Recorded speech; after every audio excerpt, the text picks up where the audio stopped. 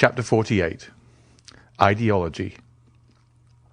If the Count of Monte Cristo had been for a long time familiar with the ways of Parisian society, he would have appreciated better the significance of the step which Monsieur de Villefort had taken. Standing well at court, whether the king regnant was of the older or younger branch, whether the government was doctrinaire liberal or conservative, looked upon by all as a man of talent, since those who have never experienced a political check are generally so regarded, hated by many, but warmly supported by others, without being really liked by anybody. Monsieur de Villefort held a high position in the magistracy, and maintained his eminence like a Harley or a mole.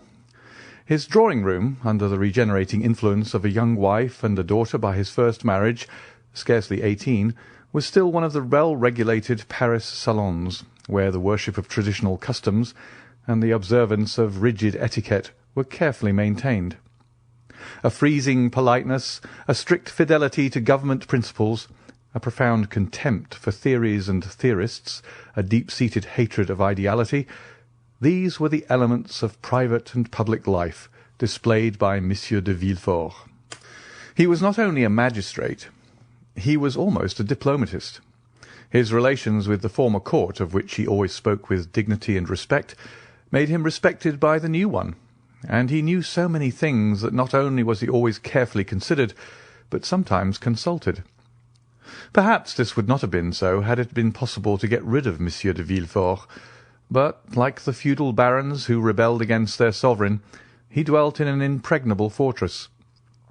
This fortress was his post as king's attorney, all the advantages of which he exploited with marvellous skill, and which he would not have resigned but to be made deputy, and thus to replace neutrality by opposition. Ordinarily, Monsieur de Villefort made and returned very few visits. His wife visited for him, and this was the received thing in the world, where the weighty and multifarious occupations of the magistrate were accepted as an excuse for what was really only calculated pride, a manifestation of professed superiority. In fact, the application of the axiom, "Pretend to think well of yourself, and the world will think well of you," an axiom 100 times more useful in society nowadays than that of the Greeks, "Know thyself," a knowledge for which in our days we have substituted the less difficult and more advantageous science of knowing others. To his friends, Monsieur de Villefort was a powerful protector. To his enemies he was a silent but bitter opponent. For those who were neither the one nor the other, he was a statue of the law-made man. He had a haughty bearing, a look either steady and impenetrable, or insolently piercing and inquisitorial. 4 successive revolutions had built and cemented the pedestal upon which his fortune was based. Monsieur de Villefort had the reputation of being the least curious and the least wearisome man in France. He gave a ball every year, at which he appeared for a quarter of an hour only, that is to say, 45 minutes less than the king is visible at his balls. He was never seen at the theatres, at concerts, or in any place of public resort. Occasionally, but seldom, he played at whist, and then care was taken to select partners worthy of him.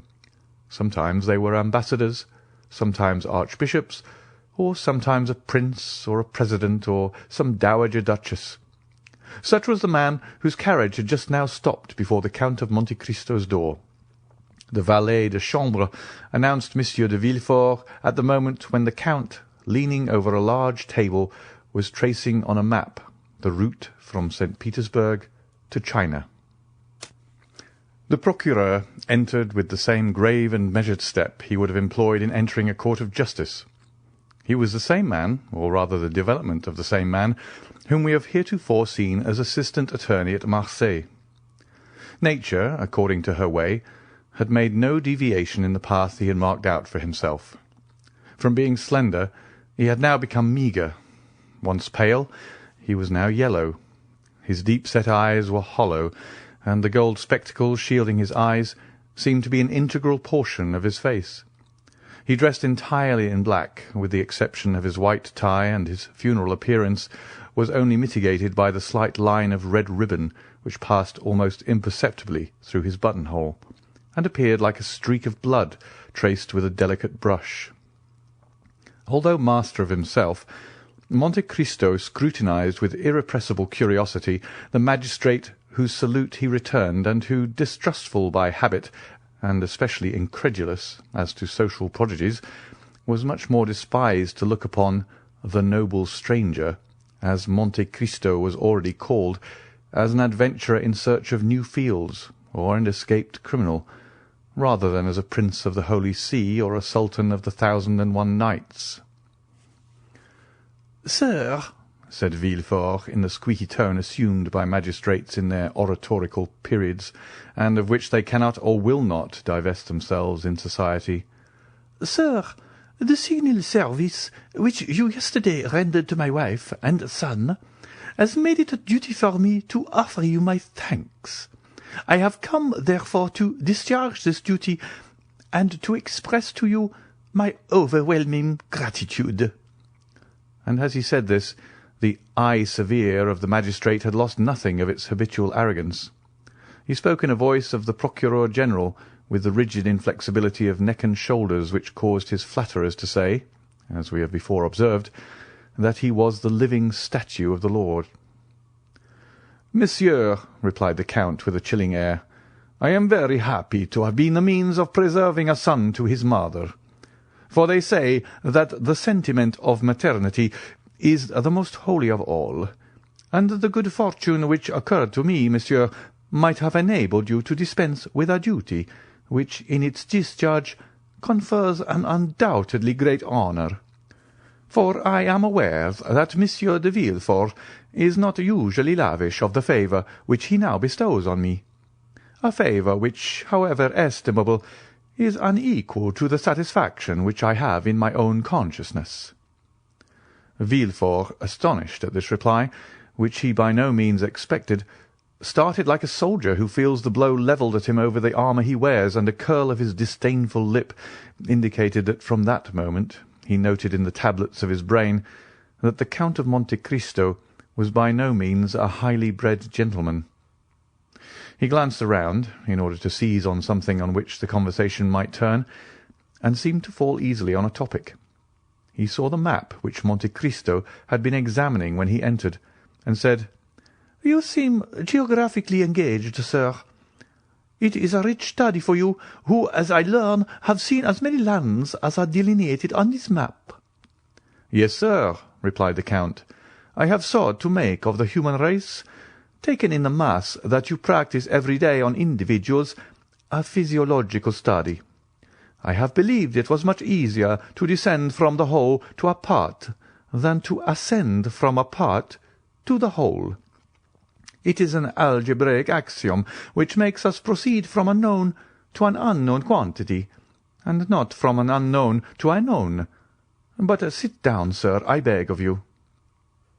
Monte Cristo pointed to a chair, which the Procureur was obliged to take the trouble to move forwards himself, while the Count merely fell back into his own, on which he had been kneeling when Monsieur Villefort entered.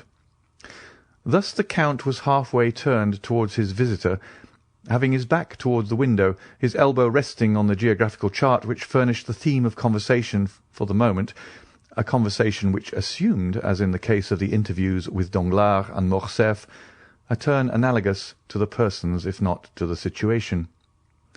"Ah, you philosophize," replied Villefort, after a moment's silence, during which, like a wrestler who encounters a powerful opponent, he took breath. "Well, sir, really, if, like you, I had nothing else to do, I should seek a more amusing occupation." "Why, in truth, sir," was Monte Cristo's reply, "man is but an ugly caterpillar for him who studies him through a solar microscope. But you said, I think, that I had nothing else to do. Now, really, let me ask, sir, have you? Do you believe you have anything to do? Or, to speak in plain terms, do you really think that what you do deserves being called anything?" Villefort's astonishment redoubled at this second thrust so forcibly made by his strange adversary. It was a long time since the magistrate had heard a paradox so strong, or rather, to say the truth more exactly, It was the first time he had ever heard of it. The procureur exerted himself to reply. "Sir," he responded, "you are a stranger, and I believe you say yourself that a portion of your life has been spent in Oriental countries, so you are not aware how human justice, so expeditious in barbarous countries, takes with us a prudent and well-studied course." "Oh, yes, yes, I do, sir. It is the pede claudo of the ancients. I know all that, for it is with the justice of all countries, especially that I have occupied myself. It is with the criminal procedure of all nations that I have compared natural justice, and I must say, sir, that it is the law of primitive nations, that is, the law of retaliation, that I have most frequently found to be according to the law of God." "If this law were adopted, sir," said the procureur, "it would greatly simplify our legal codes, and in that case the magistrates would not, as you observed, have much to do." "It may perhaps come to this in time," observed Monte Cristo. "You know that human inventions march from the complex to the simple, and simplicity is always perfection." "In the meanwhile," continued the magistrate, "our codes are in full force, with all their contradictory enactments derived from Gallic customs, Roman laws, and Frank usages, the knowledge of all which, you will agree, is not to be acquired without extended labour. It needs tedious study to acquire this knowledge, and, when acquired, a strong power of brain to retain it." "I agree with you entirely, sir. But all that even you know with respect to French code, I know not only in reference to that code, but as regards the codes of all nations. The English, Turkish, Japanese, Hindu laws are as familiar to me as the French laws, and thus I was right when I said to you that relatively— you know that everything is relative, sir— that relatively to what I have done you have very little to do, but that relatively to all I have learned you have yet a great deal to learn." "But with what motive have you learned all this?" inquired Villefort in astonishment. Monte Cristo smiled. "Really, sir," he observed, "I see that in spite of the reputation which you have acquired as a superior man, you look at everything from the material and vulgar view of society, beginning with man and ending with man. That is to say, in the most restricted, most narrow view, which it is possible for human understanding to embrace." "Pray, sir, explain yourself," said Villefort, more and more astonished. "I really do not understand you perfectly." "I say, sir, that with the eyes fixed on the social organization of nations, you see only the springs of the machine, and lose sight of the sublime workman who makes them act. I say that you do not recognize before you and around you any but those office-holders whose commissions have been signed by a minister or king, and that the men whom God has put above those office-holders, ministers, and kings, by giving them a mission to follow out, instead of a post to fill, I say that they escape your narrow, limited field of observation. It is thus that human weakness fails from its debilitated and imperfect organs. Tobias took the angel who restored him to light for an ordinary young man. The nations took Attila, who was doomed to destroy them for a conqueror similar to other conquerors, and it was necessary for both to reveal their missions, that they might be known and acknowledged. One was compelled to say, "I am the angel of the Lord," and the other, "I am the hammer of God," in order that the divine essence in both might be revealed. "Then," said Villefort, more and more amazed, and really supposing he was speaking to a mystic or a madman, "you consider yourself as one of those extraordinary beings whom you have mentioned?" "And why not?" said Monte Cristo coldly. "Your pardon, sir," replied Villefort, quite astounded. But you will excuse me if, when I presented myself to you, I was unaware that I should meet with a person whose knowledge and understanding so far surpass the usual knowledge and understanding of men. It is not usual with us corrupted wretches of civilization to find gentlemen like yourself, possessors, as you are, of immense fortune, at least so it is said, and I beg you to observe that I do not inquire, I merely repeat. It is not usual, I say, for such privileged and wealthy beings to waste their time in speculations on the state of society, in philosophical reveries intended at best to console those whom fate has disinherited from the goods of this world." "Really, sir," retorted the Count, "have you attained the eminent situation in which you are, without having admitted or even without having met with exceptions? And do you never use your eyes, which must have acquired so much finesse and the certainty to divine at a glance the kind of man by whom you are confronted? Should not a magistrate be not merely the best administrator of the law, but the most crafty expounder of the chicanery of his profession? A steel probe to search hearts, a touchstone to try the gold which in each soul is mingled with more or less of alloy." "Sir," said Villefort, "upon my word you overcome me. I really never heard a person speak as you do." "Because you remain eternally encircled in a round of general conditions, and have never dared to raise your wings into those upper spheres which God has peopled with invisible or exceptional beings." "And you allow then, sir, that spheres exist, and that these marked and invisible beings mingle amongst us?" "Why should they not? Can you see the air you breathe, and yet without which you could not for a moment exist?" "Then we do not see those beings to whom you allude?" "Yes, we do. You see them whenever God pleases to allow them to assume a material form. You touch them, come in contact with them, speak to them, and they reply to you." "Ah," said Villefort, smiling, "I confess I should like to be warned when one of these beings is in contact with me." "You have been served as you desire, monsieur, for you were warned just now, and I now again warn you." "Then you yourself are one of these marked beings?" "Yes, monsieur, I believe so, for until now no man has found himself in a position similar to mine. The dominions of kings are limited either by mountains or rivers, or a change of manners, or an alteration of language.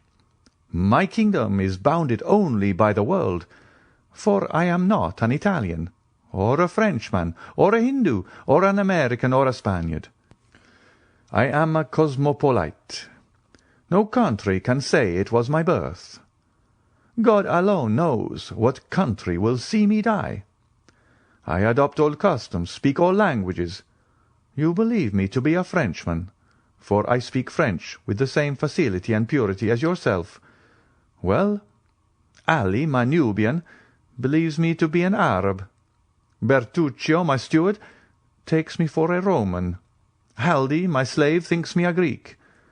You may therefore comprehend that being of no country, asking no protection from any government, acknowledging no man as my brother, not one of the scruples that arrest the powerful or the obstacles which paralyze the weak, paralyzes or arrests me.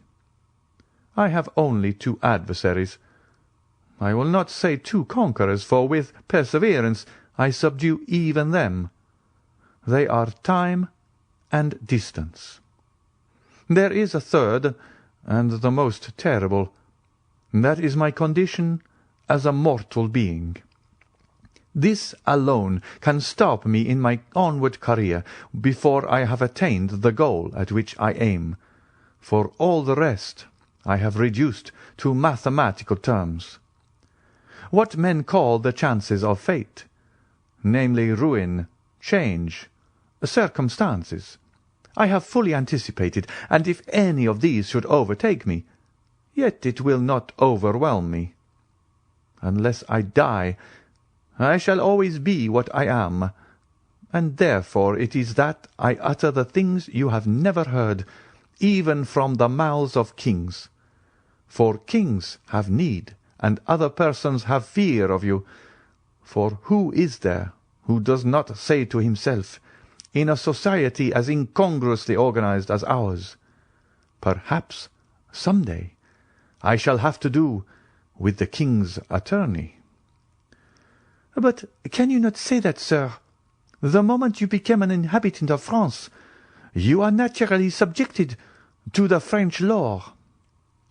I know it, sir, replied Monte Cristo. But when I visit a country, I begin to study, by all the means which are available, the men from whom I may have anything to hope or to fear, till I know them as well as, perhaps better than they know themselves. It follows from this, that the king's attorney, be he who he may be with whom I should have to deal, would assuredly be more embarrassed than I should.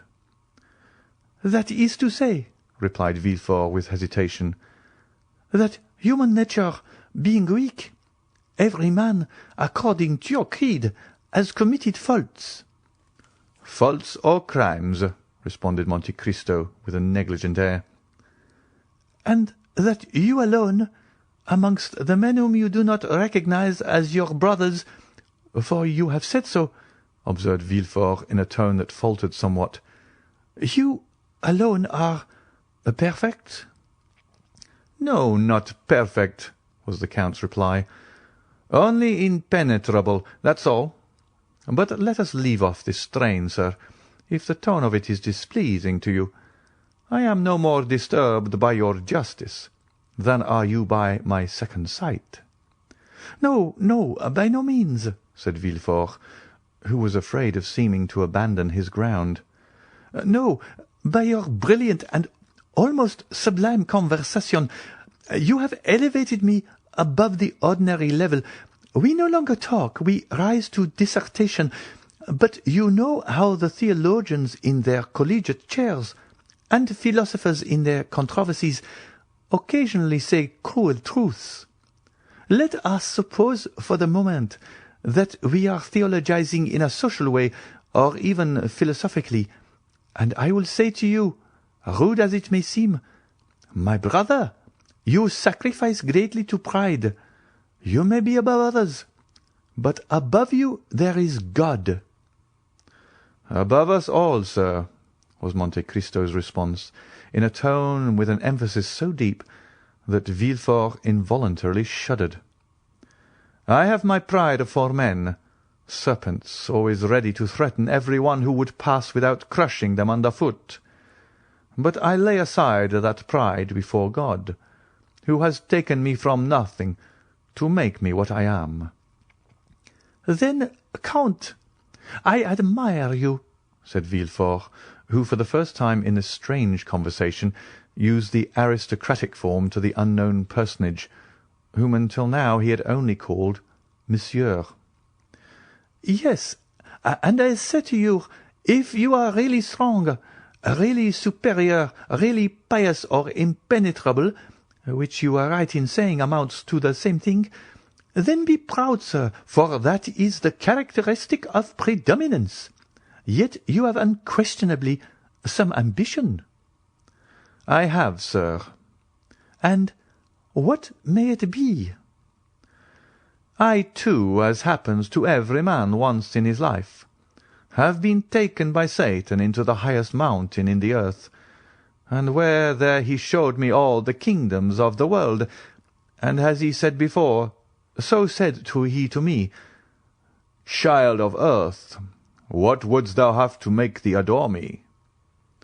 I reflected long, for a gnawing ambition had long preyed upon me, and then I replied, Listen, I have always heard of Providence, and yet I have never seen him, or anything that resembles him, or which can make me believe that he exists. I wish to be Providence myself. for I feel that the most beautiful, noblest, most sublime thing in the world is to recompense and punish."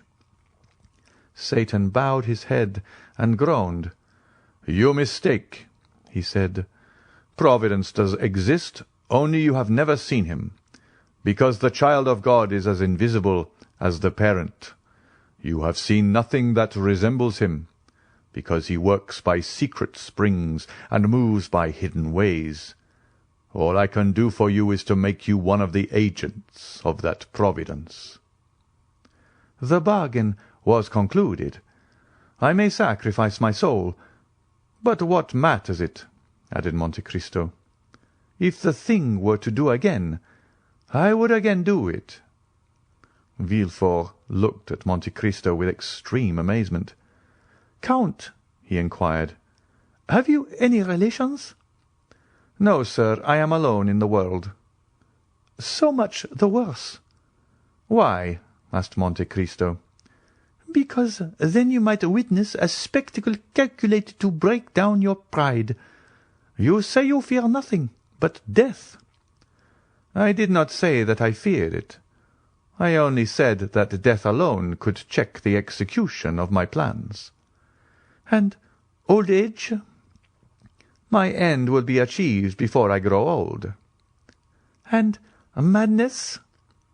"I have been nearly mad, and you know the axiom, non bis in idem. It is an axiom of criminal law, and consequently you understand its full application." "Sir," continued Villefort, "there is something to fear besides death, old age, and madness.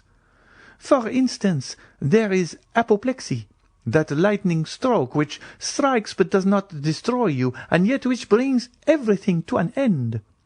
You are still yourself as now, and yet you are yourself no longer. You who, like Ariel, verge on the angelic, are but an inert mass, which, like Caliban, verges on the brutal, and this is called in human tongues, as I tell you, neither more nor less than apoplexy. Come, if so you will count and continue this conversation at my house. Any day you may be willing to see an adversary capable of understanding and anxious to refute you, and I will show you my father, Monsieur Noirtier de Villefort, one of the most fiery Jacobins of the French Revolution. That is to say, he had the most remarkable audacity, seconded by a most powerful organization. A man who has not, perhaps, like yourself, seen all the kingdoms of the earth, but who has helped to overturn one of the greatest. In fact, a man who believed himself, like you, one of the envoys, not of God, but of a supreme being, not of Providence, but of fate. Well, sir, the rupture of a blood vessel on the lobe of the brain has destroyed all this. Not in a day, not in an hour, but in a second. Monsieur Noirtier, who on the previous night was the old Jacobin, the old senator, the old Carbonaro, laughing at the guillotine, the cannon, and the dagger. Monsieur Noirtier, playing with the revolutions. Monsieur Noirtier, for whom France was a vast chessboard, from which pawns, rooks, knights, and queens were to disappear, so that the king was checkmated. Monsieur Noirtier, the redoubtable, was the next morning. Poor Monsieur Noirtier, the helpless old man, at the tender mercies of the weakest creature in the household, that is, his grandchild, Valentine, a dumb and frozen carcass, in fact, living painlessly on, that time may be given for his frame to decompose without his consciousness of its decay." "Alas, sir," said Monte Cristo, "this spectacle is neither strange to my eye nor my thought. I am something of a physician, and have, like my fellows, sought more than once for the soul in living and in dead matter. Yet, like Providence, it has remained invisible to my eyes, although present to my heart. 100 writers since Socrates, Seneca, St. Augustine, and Gall have made in verse and prose the comparison you have made. And yet I can well understand that a father's sufferings may effect great changes in the mind of a son.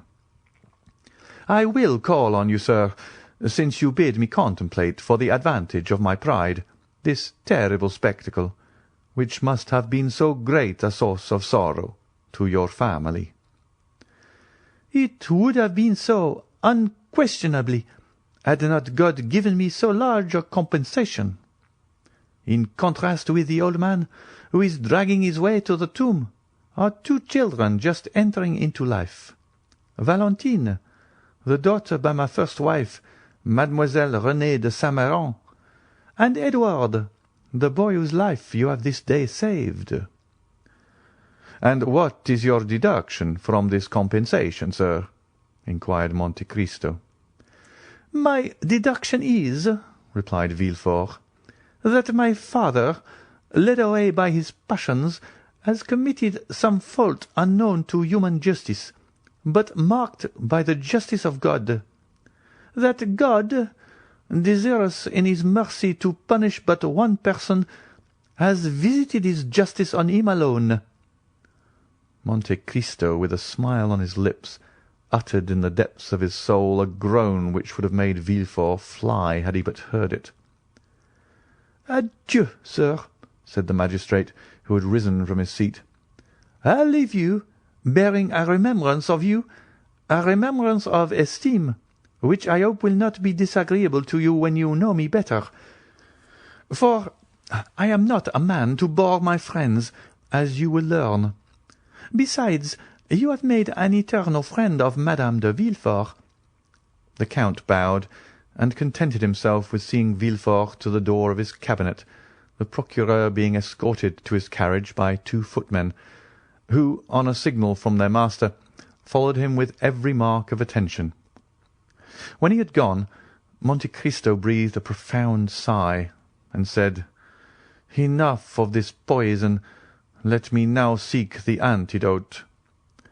Then sounding his bell, he said to Ali, who entered, "I am going to Madame's chamber.